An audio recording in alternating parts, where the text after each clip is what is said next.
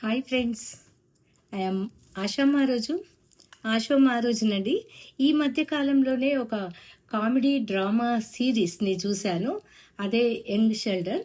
ఈ Sheldon story నా హృదయానికి బాగా హత్తుకుందండి.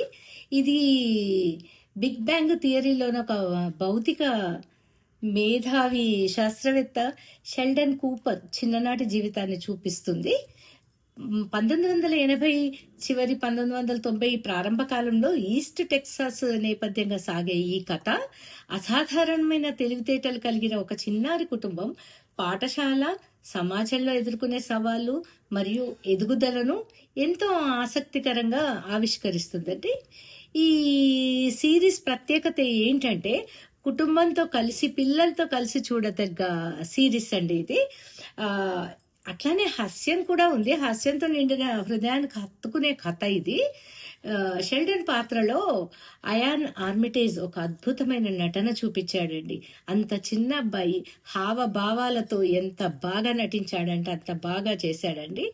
హాస్యంతో పాటు కుటుంబ బంధాలు, స్నేహము, వ్యక్తిగత ఎదుగుదల, భావోద్వేగ అంశాలను అందంగా మేళవించిందండి. ఈ బిగ్ బ్యాంగ్ థియరీతో పోలిస్తే ఇందులో నవ్వులు పంచే అంశాలు కంటే కుటుంబ కథకు ఎక్కువ ప్రాధాన్యతనిచ్చారండి. కథనం నెమ్మదిగా ప్రశాంతంగా సాగుతుంది. పాత్రల అభివృద్ధిని ఆస్వాదించే వారికి ఇది ఎంతో నచ్చుతుంది.